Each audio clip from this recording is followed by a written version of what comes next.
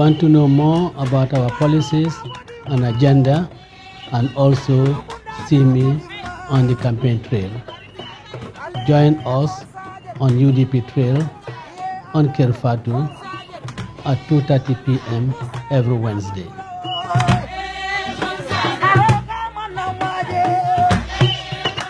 Assalamu alaikum wa rahmatullahi wa barakatuhu.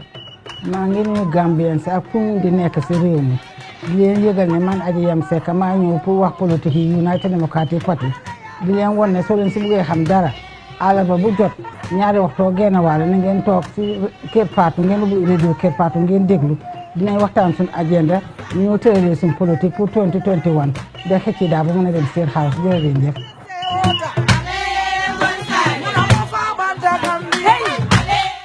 You want to know more about our policies, our agenda, and also see me on the campaign trail? Join us on our program, UDP on the Trail, every Wednesday at 2:30 p.m. only on Kerfatu.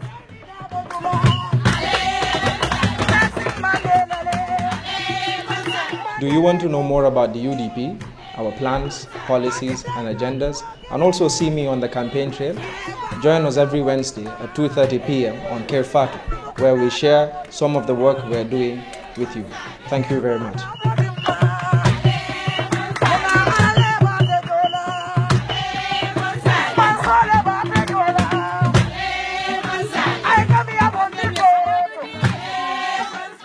Assalamu alaikum ba molbe konton na bi arabalungo UDP on the trail. Pelem bota sukutara likono last Saturday. Minkete je Gambia be nyaaje. Pati lakumo ngamim fo minketa na policy ning agendati afota kangol bela janin se lundangol bunya studio kono ngaw video jibe sina murna.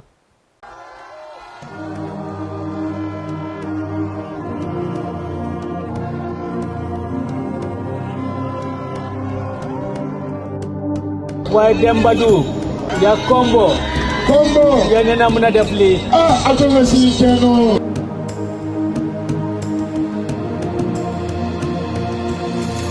ne dan tenyew ko mina jane bi aksi lahido aksi dige den tenyew mina jane bi dayan te Gambia si kana koy ni ka wonnen ne ay ka dira da ngeen jox karta be alda ka to dira da sin toge aldo bi sita mu ne len na defal be ina kelani dina ka ci lahido be mena lahido be na dige ñu nak yeen funding kelu we have to march together. ale kafu nyoma leta We have a common destiny. anyala yu senu common destiny de Allah And that common destiny ko talula kilimo is the creation of a better Gambia. wala pour ka Gambia kendo dada Gambia that you will be proud of.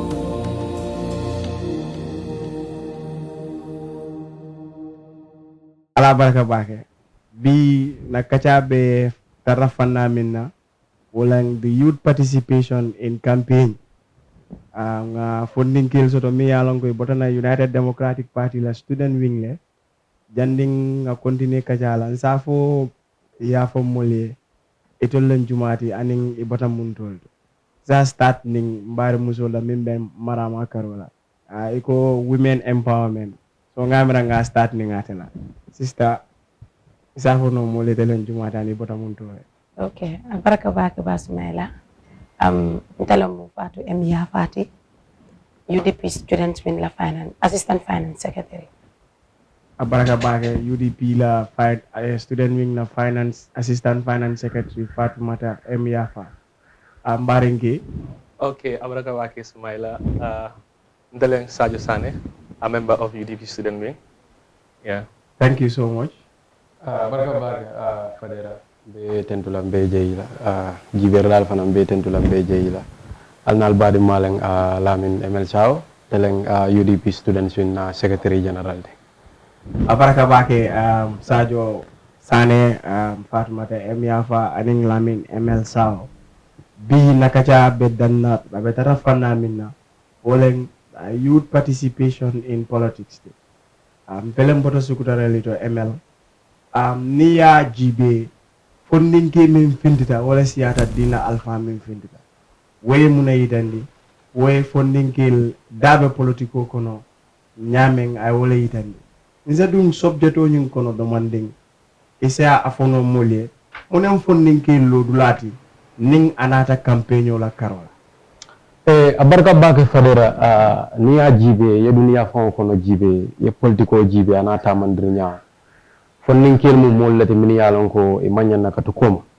par comme no programme do nanay min ke nun jang ni aje Gambia funding ke jamabi je me dake no politiko kono no man sakundal min sorota num fondinke la fidali be la frinkuol min imo wala address but another a very big paradigm shift je specifically ni rally min tambita ngay minke sukuta ten ni rally jibe insafo 80% of participants o rally kono ni ajibe ibem fondinke le so way mi yitandi la wala ko fondinke say paretale pour kayim banko bondi mobulu mi yalon ko ama londo soda ma fam hamo sodo way tandi la ko funding ke li paretale ke lo la londi society kono ka tandi mon la ko itoli min expect la government bul yamin expect la man sakunda bulu o man tara ke kan an wo fana yayi tandi la ko kay tandi mon la min yalon ko ka ko United Democratic Party ke ba ka fole sukudarali wokuma kan wo fani andile bawo funding ke min doron findita nde modol je wol hansain wol they are in the junior school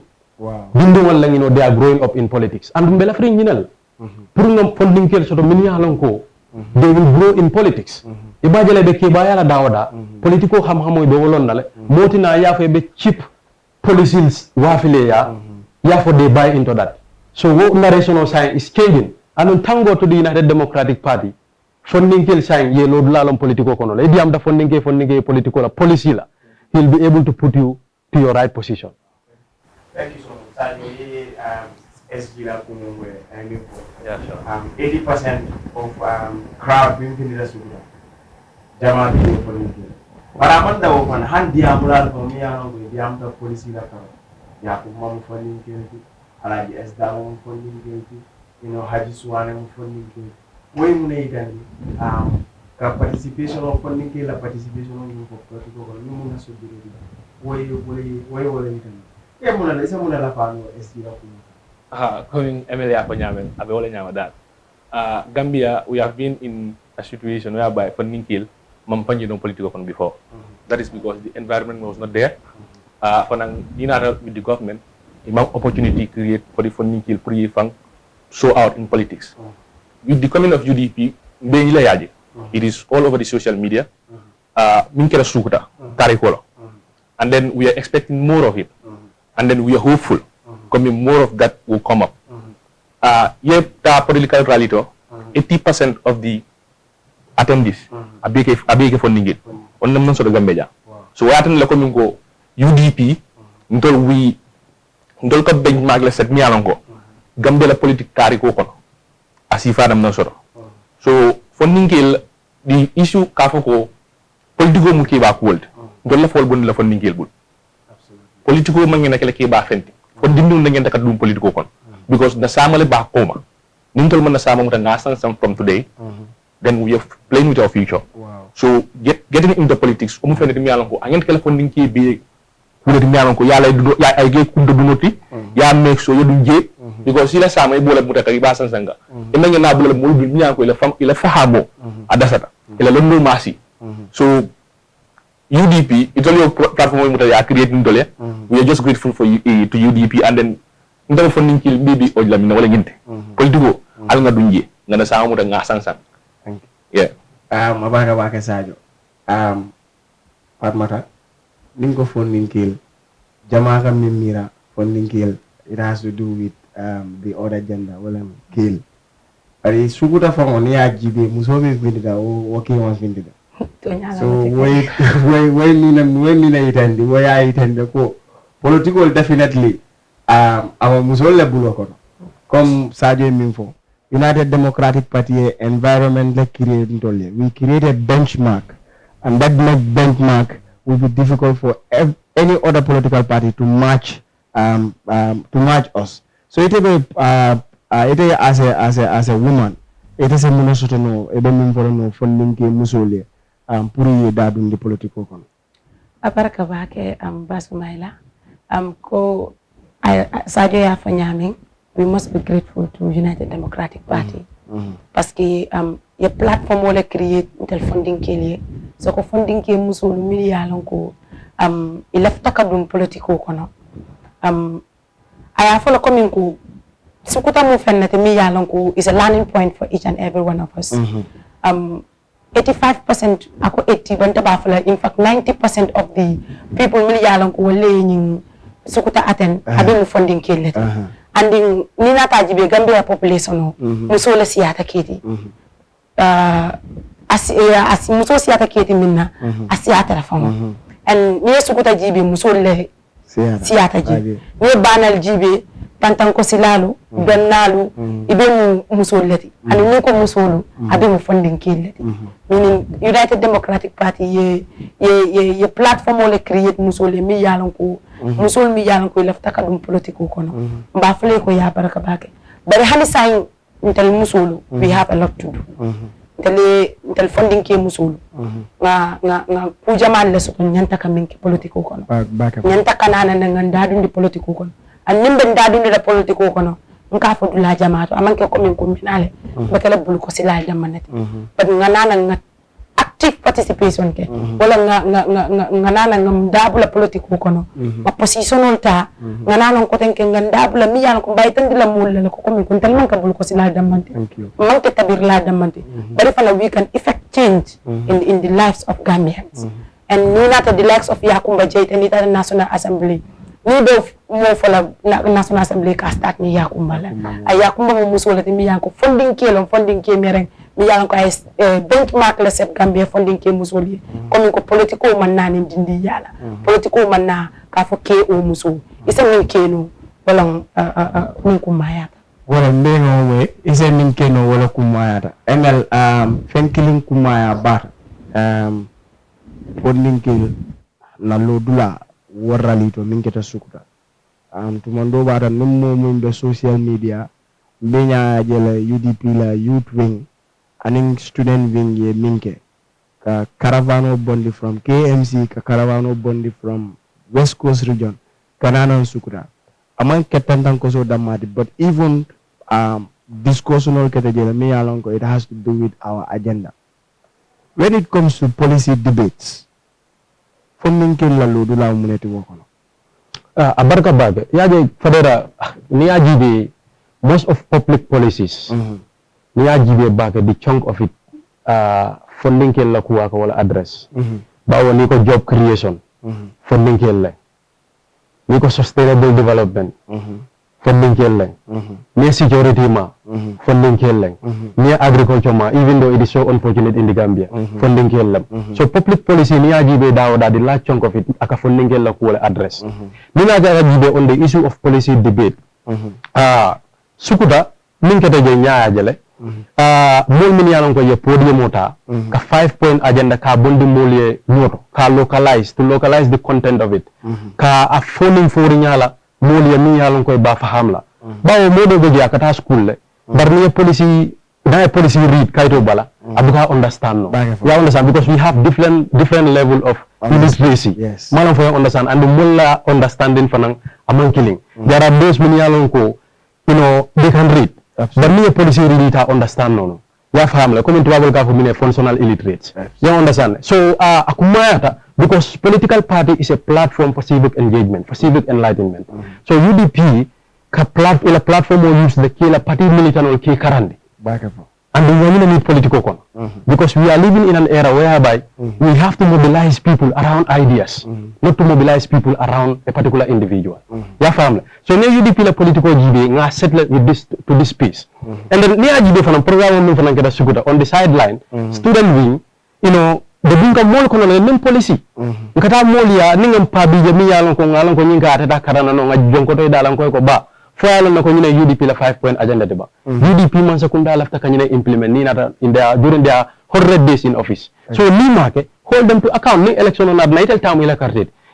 be to letalable fo ba dile la bon fo ta dile ya famle so ni UDP jibe it's like political marketing nga control ya famle ni other political party min yalon ko ine be findi kan nantike ko man mushroom political parties la comme na man ni gol ka fo e nyamen to tantaw yalan to tantaw na be findi kan aka findi ni symbol barnami da rela asiyo buka jang so number December 4 sida UDP da sida sida political party min be falal natural death extinction ya fam so ne ajibe fondin kele no dula min tamande sikutarali hal mun fo manke wote every day in day out yalo fondin kele ila no dula ba tamande kan United Democratic Party kon ya fam so policy ni mba make sure kan pour na all na party milita hal mero mi yalon ko ana manta school na sita ba fala mo len ko UDP man sekunda nanata education be nyine kala agriculture be nyine kala health be nyine kala digital and energy infrastructure be nyine kala ñi be nyine kala ya fam mbela freeing that kind of politics na dear South Africa jibe look at the economic freedom fighters almost all the militants of EFF they can all tell you the seven non-negotiable cardinal pillars of EFF Malam for you understand. So where it and Loko funding can sign they are ready to take ownership of the destiny of their country. Thank you. Funding they are ready to take ownership of their own country. Sajo MLA Mimfo Wole DJ. Until funding came, we have the bigger chunk when it comes to politics of this country. Okay. One thing is very, very important. We have a role to play when it comes to participation in politics. But now, here nga party soto me alongo ala force agenda. It talks about us, that is the youth employment and empowerment. Ndol funding ke nga mo role soto when it comes to marketing that policy of our party. Well, abaraka wake Sumaila.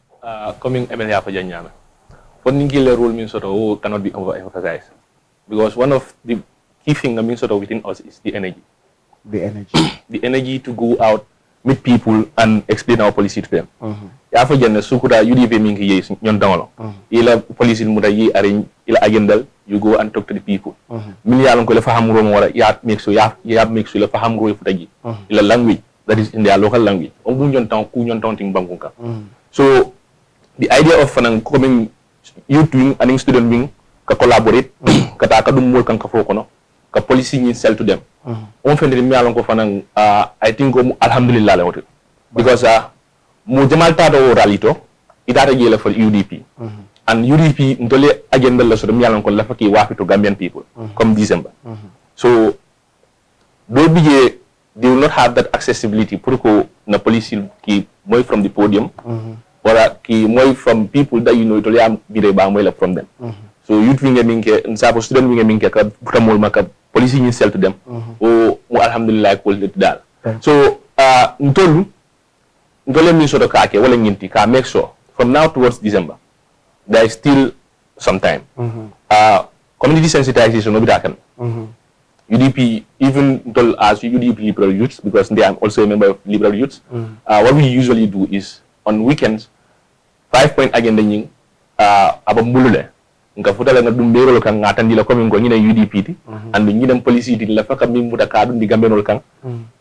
ni nga man sakundata and then after 400 days nga ñi lahido lo sur pour ka di gambenol ni lahido ñi nimman tamala comme amela fa ñamen no itala tamu la carte ñi mol mu de yesam mu de yadi la iko ko alina banko tamandi ni make you still have that very same right you right ni sur ke dum digi you right ki lu na sur pour ke bon digi and tolu coming democracy law. UDP is a democratic party. And then nanjiko soto nga hamo soto. With the help of funding kill, policing above the Gambia bilama. Whether you are UDP or non-UDP. Inshallah.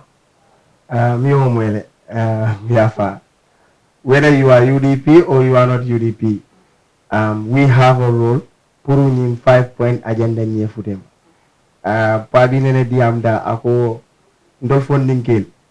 Han mi yalon ko abe siring fatotol ndol nyanta futale maril male ngani agenda foye o nga breakdown ye ila understanding to so where itan la ko na party ye jiko suto bake na karona ite as a woman ite keta musoti ite amera funding ke musul ye mun lo dulala suto ning anata UDP la policy marketing to ko nga fa ñamela ma rek musulu ntel musulu ngarul bale su ko ñanta kam play politiko kam en ngamira tan la mu ka fa ko funding kelu angalel ka fa ñami the future we are the future ndaka fa ko comme tel man ka future tel lam present because intel la ñanta ka future de da ke bal ye ila kafo dan kele akefo nyenta ka min ke yo kele fay parita ya silo itan din tanale environment creating tele ne puru ngana nga interpane yen na kota pleje isaje sama wala future ti pour ay dindingol man manala na pour yebulantel sinoma everti ko silo nimbe sona yala wali yen musole mo jama no kuma bala soto ni police ba kuto because musole la kafintini gambe la politiko jibe kan carte fay musole la kafinti ka carte fay amira ntani nyano funding ke musole nanta kafintile fatu minde base o balanga siara nanta kalu ne non 5 point agenda ti mi yalon ko aba faroto aba do wala je o mi yalon ko aba marseto aba wafiru la ji han min be takilala so ko sibiti nanta kalu ne UDP la 5 point agenda ay mi da fo musol la karula ay mi fo dindingal la karula because nalo na ko Gambia be science aba nyamente ndar musol la patata kewol batata de bantal musol la gana batata ndalla kata marseto ndalla ko fental la bakam kewol kata le ya nan ya sama na bari ndalla be batani fa ko na tata dula to political meeting la dinding apita kan school ay kuma kan fu mi yalan ko ay mbalu bari bake ako utali funding ke musul ntal dinding musul mi yalan ko bita kan karam buto ako ntel sinin saman dalla be kala ba malti dalla bita marsi to kaddu galke dalla bita bag asul sanan dingol salbe ni uniform ni femol ni ngam ba ma ngol je banen bata ko sai ntel be mun ken ntel saman tel be dunna mun bata la kon wala funding ke musul be nyanka kanale ka fu United Democratic Party la na make so man sakunda min be je science thing aman ka musul la man sakundati because ay musul la ngay bole fintindi banta ay musul la torandi man sakunda nga try na man sakunda gondi o UDP man sakunda sama na mi yalan ko ay musul la nyanto di la ay aba environment create la musul ni mi yalan ko sinin same idingol mi yalan ko binala ne fanam bekela ibitela futu bungol kono jebe soma yale yen olong mun 5 point agenda ni del funding ke musul la finti ngana nga mi yalan ko isa karan nata nga itan dimula nga fu afirin mo ya mi yalan ko e maril man angale kama moy pour ka fu ko UDP ni so tel musuli parce que mon police ni ba ko bas moy ay musul la gana fe gode baka fo Mabara Bake Emel assistant treasurer kumumwele come 5 point agenda for me for that is to create an enabling environment for youths of this country. Wo enabling environment muta follow no without security. Okay, so ntol funding kill ngam lo dulala soto when it comes to the security of our voters card. The security of our voters card, is equivalent to the security of our lives. Ila carte ba mutala nyame. Inyanta ke niyo tanka wala nyama. Because muna de nanga ofo. Ila carte le ila somati. Ya family. So ila soma ni mo do ku be at the end of the day, ita te ila soma ita enjoy la no. So nina ta jibe nte belief mun ben double science. Nte alon na ko all the categories in the Gambia, 8 categories in the Gambia. Ngalam ko funding gel be pareren ke la carte kan tanka nyame mamere han ke bal fon be pareren ka carte tanka wonya wow because funding gel ya jale membe kere nyim man sakunda même one single project mi yalon ko nyim man sakunda ya implement pour que funding gel la life ka efficient dija imate bir kama filo hena ya betinya Serekunda is the same thing ya famle le bir kama filo tinya funding gel man dara la play ke kan e man dara la sport ke kan no anyam wafir lal min kana je ka wafiro ke je ka income generate they are out of the job mate ya faham so wala itan dilala ko funding kelbe bare parerin ne ila carte ba tanka kanne pour ka make so nyimba ya yes problem jal problem fenna de mi yalon ka ma easy am problem fenna de mi yalon ko funding kel ka the face of any struggle absolutely ya faham ni Rwanda wal jibe ni ade nyim falu be na Rwanda funding kel ni Botswana jibe funding kel ni South Africa jibe funding kella in particular the United Democratic Front the UDF in South Africa funding kella Zimbabwe funding kellam in Kenya funding kellam ya famle anu ngay country bin be mentionné particularly Kenya ajibe bitaka nyame so ni man sakunda mi yalon ko abe funding kel prioritize la funding kel are always in a mess jando ko man create no mole man sakunda be tax ibasi kan de kan santolo ya famle ni wonde na ba nyama we need a kind of government mi yalon ko tax yi manda tax increase la even Minkela is just to create the enabling environment. Come on, in 5 point agenda. We just need to create the enabling environment. Tax base ni ka broaden. Ni ko ba chicken la at the end of the day investor. Ake silan le pour na invest. And we understand that Gambia is the worst country for investment. Statistic. It's a very big shame. It's a very big shame. And why can dilal ko young people in this country man fito soro. Wala yatin na Gambia funding kel bebe fa kam bako. Manya na ke blame. Ila man sekunda le fail. So UDP government ko wala fotek. So wala nang ko wala fotek na funding kel cartel be min bul I'm telling you. Funding kel bol fofu je buka hani ni la cartel fon ya bul la calpe ko na fin. Fen de vosi la pura kana ta fin. Ya fam. So na cartel nga tankale ko nga niyo tanka jame. Na cartel nga tankale ko na life saving min be bank. Ba tanka ka nyame. So I'm telling you this for free. Come December 4th. Funding kel are going to effect a change in this country. And be ajal IEC la the total number of registered voters. Most of them are women and youth. Funding kel. Yeah, fam. So why can the narration is changing? So enough of all these failures. So funding kel parital ka the United Democratic Party ka vote. Funding kel parital ka lawyer Ousainou Darboe ka vote in the office come December 4th. And at the baila, I'm on record saying this. Thank you so much, Amel. I think that is very loud and clear. Because last time, Birinia Kachasu to jam. Focusing on the youth employment and empowerment. For Janne, Kachakom. The only time Nim current Masakunda funding kila prioritize is when they became loaders and offloaders of bag of rice. That is the COVID-19 food package. Absolutely. So here is our political party, United Democratic Party, creating an enabling environment for us. One thing is also important is being around there. Funding ke jama biye. When it comes to proper keeping of their national documents, akaka fenedemi akaka problem. Very kumakelimbo. Ning voters card funding ke bulu. It is equivalent to a life saving. Nde nyinga na voters card. Nda follow no ngala ndidani. Amandra na bako kono. Amandra na pocket kono. Nde ya mabo dame. Ande damala lo ngama mabo dame. Ning December first sita. Ngada rek ngo mabo la ngaji be fabelari ngatu dame. Abalari wol malla ka ken na bako kono because ninga ken na bako kono so ndai sen na bako fon kuntu nombula na fona voters card so ninda foda ni voters card la is like ndel of taka changes mean effect na country to pour ka carte fa alhaji Abubakar num kunda Mbaro Darboe Ousainou Darboe nta kala no so Sadio during the registration mo benum bundune to talk to the youths about the role they have in this registration. And that pays dividends because SGF Aldiamuto. Me total number of registered voters there. Musul lesi atanim funding here. So pen killing panong kumaya ta nyanda ka ken jetayo to nyanda ka for na football blood nyanda ka for na video club to wala menna voters card tankandila no nyadi. Ite funding ke ikata mudi mi yalonko idado ka fo kono ka fo mi yalonko alfindita bundum ka funding ke yamare pour eta e register.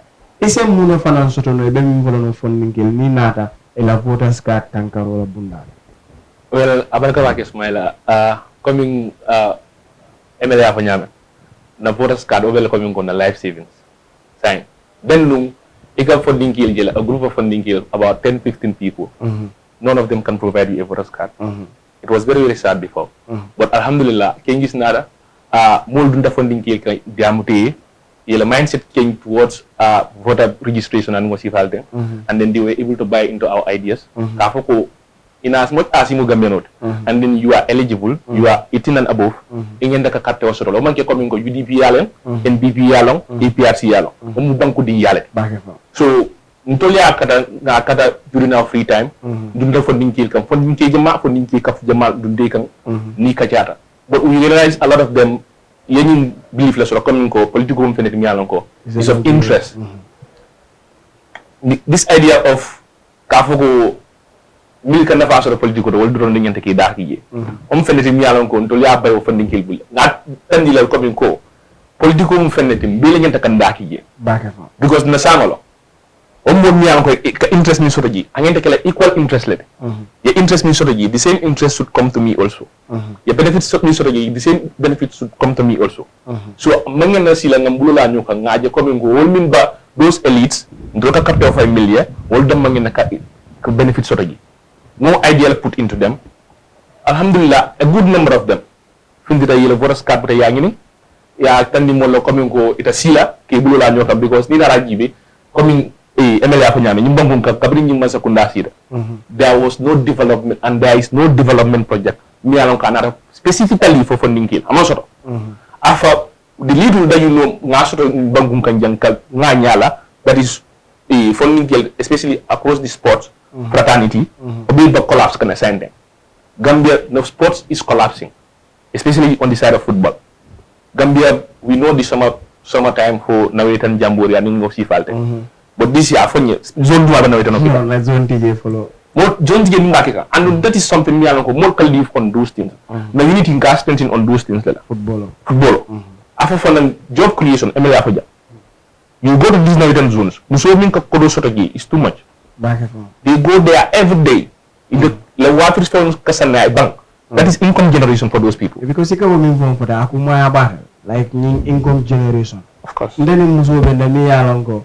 Ninna nya nyoje wado wada kaka kom no football kata brikama.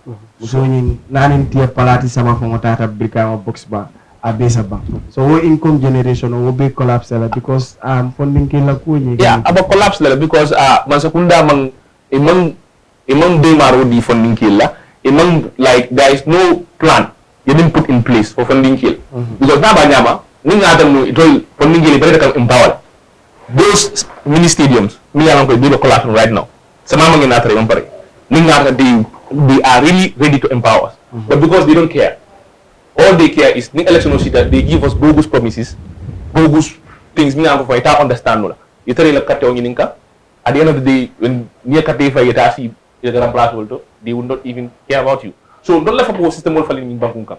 La for the funding hill. Funding hill, until we are not here. Moleko, UDP, we are going to change the life of all youths in this country.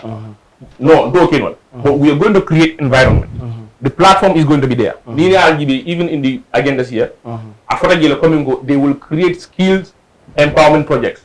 Miyango, open cafe di Miyango. Ika mo life la falling berapa fan na fara dan new provider ngale ba life la falling ka so ulam pudi mi yalan ko mo ngeen da kele ba lolo de binka UDP yo platform mo create afa yo promise la hido gi nek muta ya lan di molli andon do labul andunga jiko soto funding kel ni mbangu nga 80 to 85% e be promise din tol la len tol ni mil mité promise din nale comme ngo ila kato ba UDP le apa ka woto Sénégal Pari kuma kilim vayan biji ni nata proper keeping of national documents. A jama minka fall short o musole. Ita kita musoti e film even fi studio ko jam bi ese muno soto noy e bari musole nanyol na sister soul ko to manyol mi yalon ko ila national document wa kaka problem moti ning anata maboro la kuala abaraka bake umu fannati mi yanka kuma ya tabakele because ni nata jibe UDP election no IEC la ni voter registration no musul le kana register musul le kana siyata ba ni nata jibe fanan nanyol anin sister solo intalab fanan gana easy ta pour kan deceive in elections and ika kodol fanan minji a fokala ya tale bari kan talaga na kodol din talela bake parce que ika folo ko italaga na asono ya itala bulu ko na porque tel convince que la carte sang mbadiam la baka carte sang la kula anum fanan que la voters card o la document min ka mabu o mu fennati mi yalan ko aka kembul problem muti bakele nte min so kambe min fala mbadin funding ke musuli anin nañula anin na sista sulu wala ntalla siyata Gambia nim batana tan talla fulu ba batala anu fanan ni politicien minala nan ikan talla fulu target yani be mudu target la na carte fanno mi yalan ko wala molla banku diyati nanin carte keso wala mo mol kawati wala molla banku diya tunya yandi anu fana yela carte fay moye mi yalan ko sinin sama amari be na falale ya fo janna ko min nawetanolu ita na football filo to ikan nanyo min na sista sol la taraji e ba wafiro la ji say mo jama bi je basirin sol kono wala wafiro be boytale ibinala nan ya fo ko ila carte dinna benyin ko di nangam dilelal o ko do ni isa do mono telekin teleful atena fala aba bannale bari ila carte ba dundi la damento sinin sama ya dundi man sakunda kunto o ya dundi mo kunto mi yalan ko amari be ina falale anatar amari to do ko o ata ko do dilel wala ba environment create len environment mi yalan ko ite mum musote ibe ko do so to jere te depend la mo kan nka fo baake ko min dependency ibita moye nanan sama yeta ay mari ko do dila aya fo ko ten atala banna because politician amari ala lifetime man ko amari ma duwa price te political ko no faifa then ni badunna momodo ibadunna kula to mi yanka mari be environment la create lete benna cartel ali ngamuta ngama bo dula to mi yalan ko na sista sol basu ko non na dindingol basu ko mi yalan ko siyo sandi tan nin siyo si dol bi je siyo man sanji tan nin siyo si nañol ndalle ba katara sabatirin suwo ko a cartel kanyin dindingol bulu ka nin telefon la cartel ni dimdi nak ne duma damin to yalan ko fentam amalaji parce que Gambia mbita kam place la to mi yalan ko say wato sitale tel musul yen tel city nan tel city bake December 4 nga falindiroke nimam falindiroke December 4 abe mina ko pinan tel musul la kan ko tanke ko nga fo nyami ngan na cartel ngi mutangi mabo punel duma ngana na cartel tangi I wafi nimmo nata science akoy ko lafte la cartel la nana ngani ko dodi alon ko mali man la fi Gambia ni momi lafta Gambia bi na la ya foy ko UDP ya ka nyami e kata e ka dum do balu kan e ka dum molu kay ka foy ko tele nyine sotali I mari ye nana ya foy ko ngani nyine sotali musuli ni nata masakunda o nale cartel fay den ni bi nan ne ba flen ba ko dodi momo e ko dodi ta mari la mari man la fan nte wala pili what is like wo dunda baken nale e yalon kaja ko non defo ma fo mole ko navura skat be maboron kunel duma comme ni denga navura skat ke kunel duma ni minata kan na kunel cika inaita oton sa fo navura skat nimbe fenkelal so it's like the assistant treasurer Fatmata ya fa info akuma ya baba batal it's like comme momin lafta nim banko la nyato tala wote kala fendi mi yalon ko abela flaka carte sang because ning ika for me low voter aptitude you understand ni ajibe sawosa ika ning carte fight ika mona fo alright mol register tala bar fo mo min be register ta o mo nanga mo le carte nyim fay aka ka problem on statistic jibe let's say in this election more 986,000 will register. So new 986,000 at the end of the day only 200,000 or 300,000 or 500,000 will carry or 400,000 will registration on alafale among the waste of resources to the authorities. It's like akumaya battle pruning voters card ning nga funding kili yamari nga bamanyol yamari nga nanyol yamari yela voters card nimuta ya atanka ML nse dung tubab kan kono demanding and janimba program was swift la to other language me anko aba the assistant treasurer will come in the site of Wolof. If you look at political participation, we all know that political participation is diverse in the sense that it can be conventional and unconventional. You know, as a political science, as a degree holder in political science, it is Munesoto in these two diverse areas that has to do with conventional and unconventional. Thank you very much, Fadera. Political participation is broad. Broad in the sense that there are different methods of political participation. But however, if you look at the case of the Gambia as a case study of its own, we understand that apathy is something that is prevalent in Gambian politics. So I want us to look into these two aspects. That is the political activist and the pacifist. But here I want us to put more focus on those that are pessimistic in politics. You know, it all trickled down to the failures that they have been getting from their government. So we as a political party, the United Democratic Party, we are intending to change the narrative. We are saying that even if you are not going to be a political activist, of the sense that you will not be attending political rallies, you will not be, you know, going on campaigns, or you will not be talking to the media, but at least what is expected of you, be reading newspapers, at least, to know what is happening in your country, because that itself is a form of political participation. You understand? Or, if that is so boring for you, you can attend political rallies, because attending political rallies also is also another form of political participation. You understand? But what we are preaching to Gambian people is belong to a political party, because the most instrumental means of political education, what we call political socialization, is a political party. A political party is the only vibrant institution in a country that can politically institute and inculcate political knowledge among the people easily, because it is a platform that could be used by politicians to facilitate and ease the political messaging to their party militants. You understand? So what we are trying to encourage as a political party is to give a new lease of life into the politics of this country, to do a kind of politics that will attract the young people to come on board and participate. And that is the reason why the United Democratic Party is creating that platform, that avenue for young people to come and express their potential. Because if you look at this country, the government is not willing to tap into the wisdom of the young people. And this is what the United Democratic Party is doing. I call the United Democratic Party as the think tank of the Gambia. I call the United Democratic Party as the powerhouse of innovation of this country.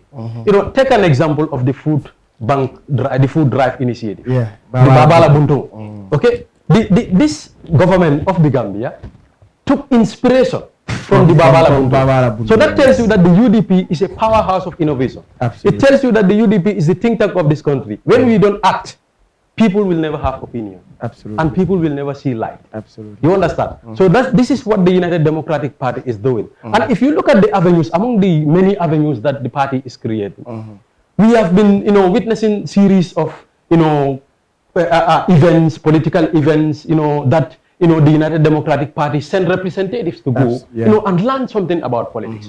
Because you cannot be politically mature when you don't belong in politics, when you don't participate in politics.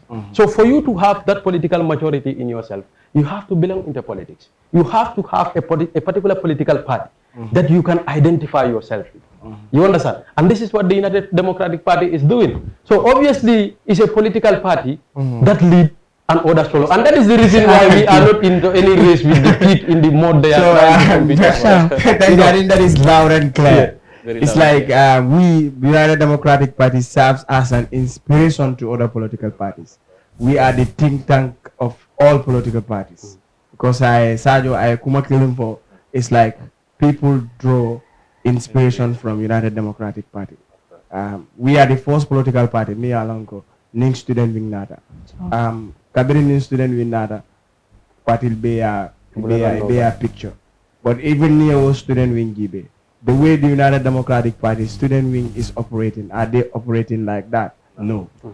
Do they have ideas on how to structure their student wing? No, they are not doing it. So, but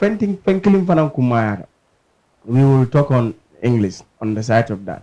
That is the obstacles that youths face in their organizations serves as a barrier for them to, you know, participate or for them to be involved in politics. What do you have to say in such obstacles? Well, thank you very much, Ismail. When it comes to politics in the Gambia, the obstacles youth normally face will have to be with their self-realization. Because as a youth, before I venture into politics, I was having this notion that politics is for people that are of the elite level, people that are elderly, and people that are within the power circle. Politics are for those people. But then I later realized that it is beyond that.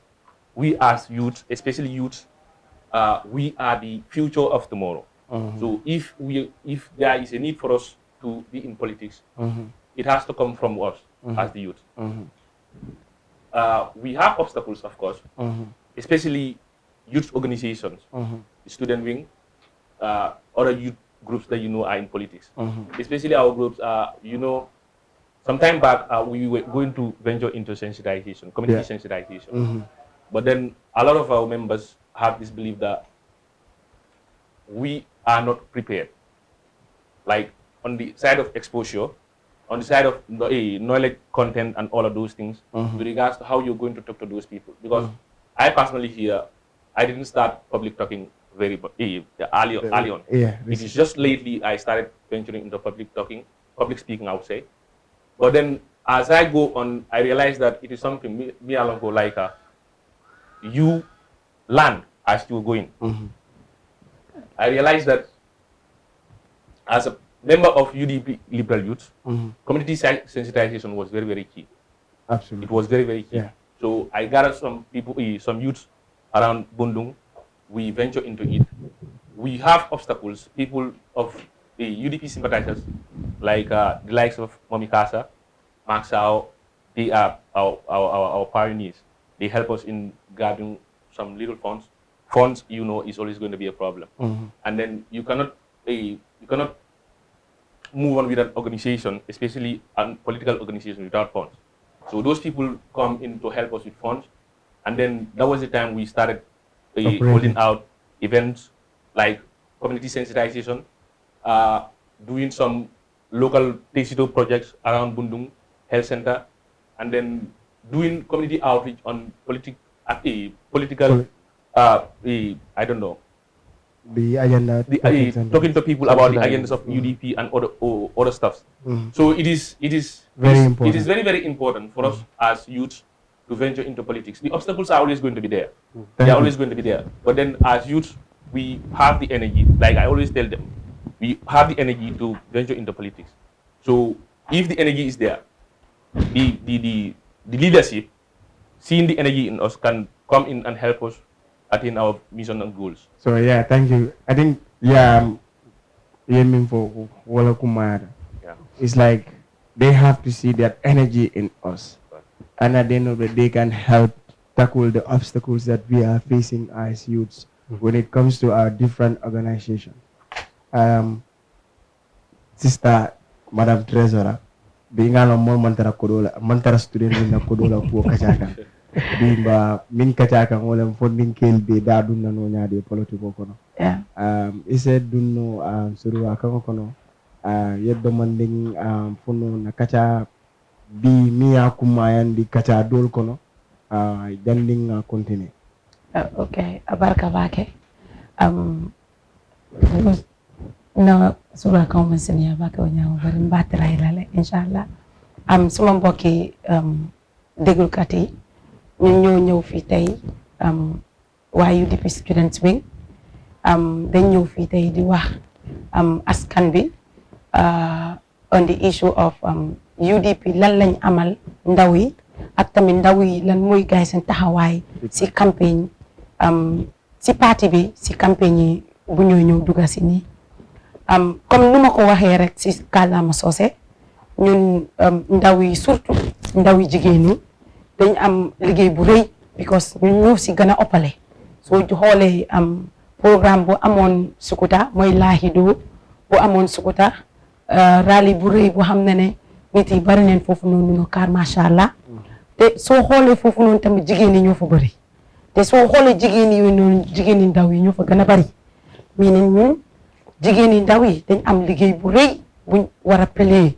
si politics Gambia bi soo xoolee tamit ay si jëne leen seen statistics bi mooy ne number of nit yi ñu xam ne ñoo register ñu war a sànni karta si December 4th election bi su ko xoolee tamit ndaw yi ak jigéen yi ñoo fi gën a bari moo tax may wax saa su nekk ñun jigéen yi dañ am liggéey bu rëy buñ war a def foofu noonu wax naa kii jigéen yi dañ sona soo xoolee Gambia fi ñun jigéen yi sona nañ te ñooy dem marché ñooy jënd uniforme yi suñ xale yi suma yaay yi ñu coono bu nekk ñoo si duga ñun dañ war a taxaw ñu make sure ne ñu effect change mooy ne ñu make change Gambia in December 4th waxoon daf ma laajte woon dara mooy ne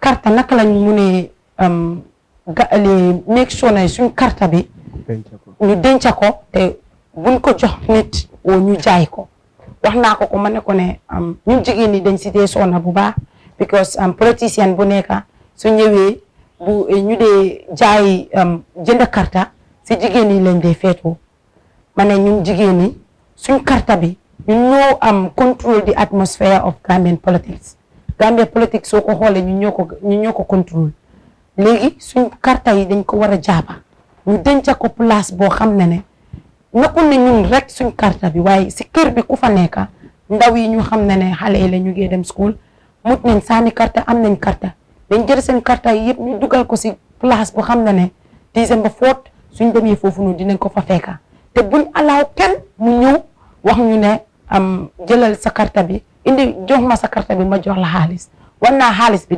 dafa jeex xaalis bi mun naa jeex 1 or 2 days waaye léegi yow sa xaalis bi yow nga jël xaalis boobu noonu yow da nga xam ne sa karta boobu noonu koo ko jox kooku noonu mbaa am na Gambia at heart dafa am lu xam ne mun nay liggéeyal dëkk bi te wax naa ko ma ne ko ne politicien boo gis mu ñëw mu ne la ne kaay ma jënd sa karta bi boromam amul dara lu mu am Gambien si foog naa ñun ndaw yi dama ko wax ma ne ko ne nit ñi dañ dee wax ne ndaw yi ñooy ëllëg man dama wax ne ndaw yi ñooy tey parce que ñun tey lañ war a am liggéey bi tey la moo start ñun ndaw yi tey lañ war a start di liggéey nga gis ne ëllëg fu ñooy màggee boobu noonu ak xale yi ñu ñëw ëllëg ngay am yoon boo xam ne yoon bu set boo xam ne ñoom dinañ ñëw liggéey bu set fekk lu xam ne dafa set loolu lañ waxoon si kàllaama soose ak tamit suma SG waxoon na ko tamit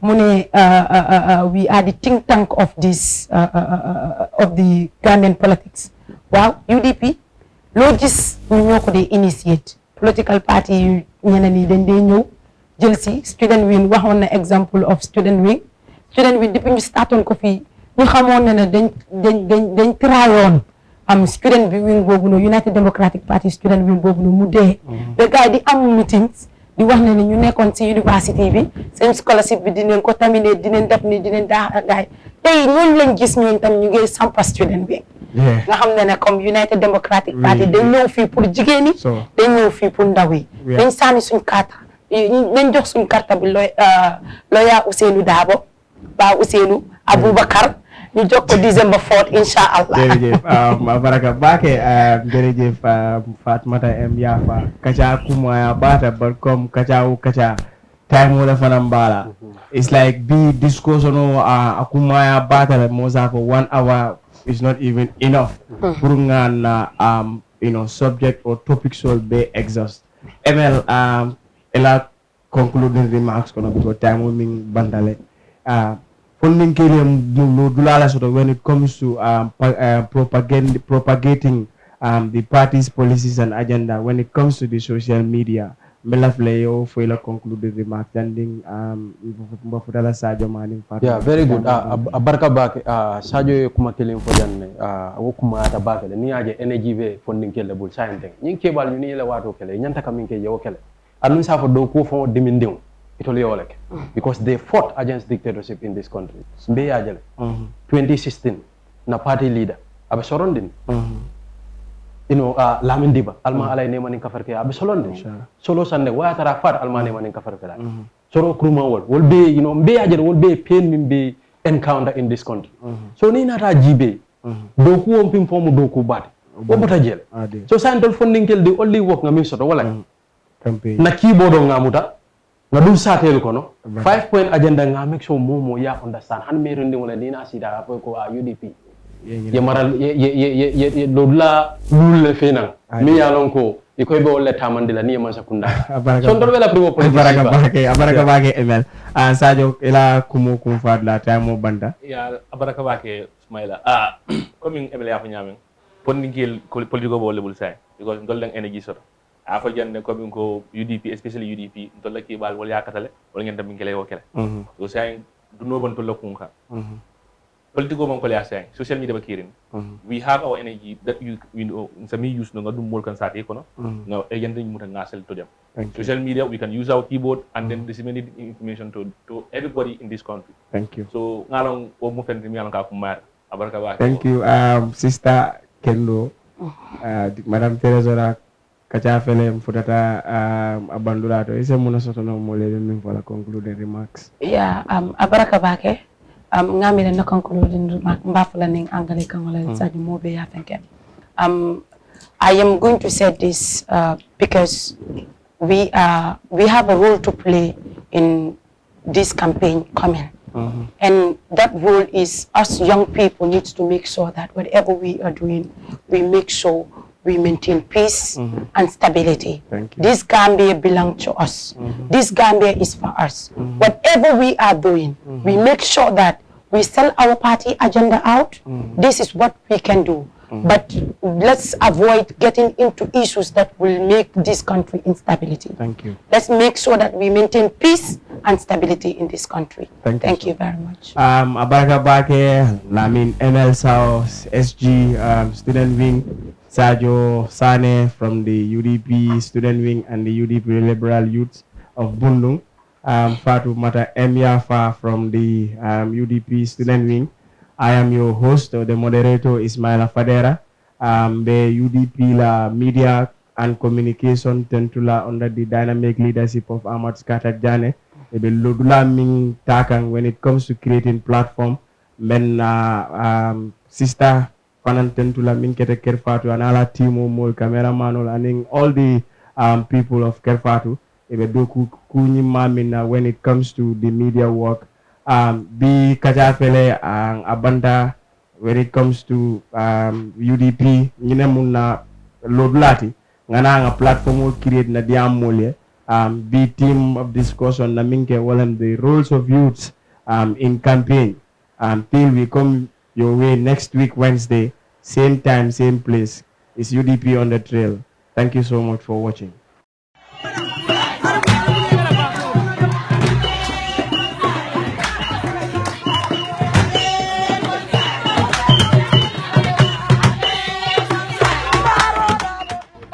You want to know more about our policies and agenda and also see me on the campaign trail.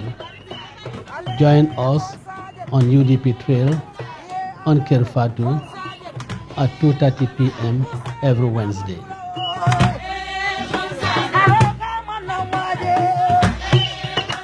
Assalamu alaikum wa rahmatullahi wa barakatuhu. maa ngi nuyu Gambien si ak fu ñu di nekk si réew mi di leen yëgal ne man Aji Yam Seck maa ñëw pour wax politique yi United Democratic Party di leen won ne soo leen si bëggee xam dara àllarba bu jot ñaari waxtoo genn wàll na ngeen toog si Kër Fatou ngeen ubbi radio Kër Fatou ngeen déglu dinañ waxtaan suñu agenda ñu tëralee suñu politique pour 2021 da xëcc daa ba mën a dem State House jërëjëf.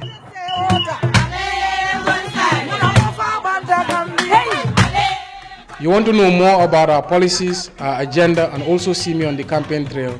Join us on our program, UDP on the Trail, every Wednesday at 2:30 p.m. only on Kerfatu.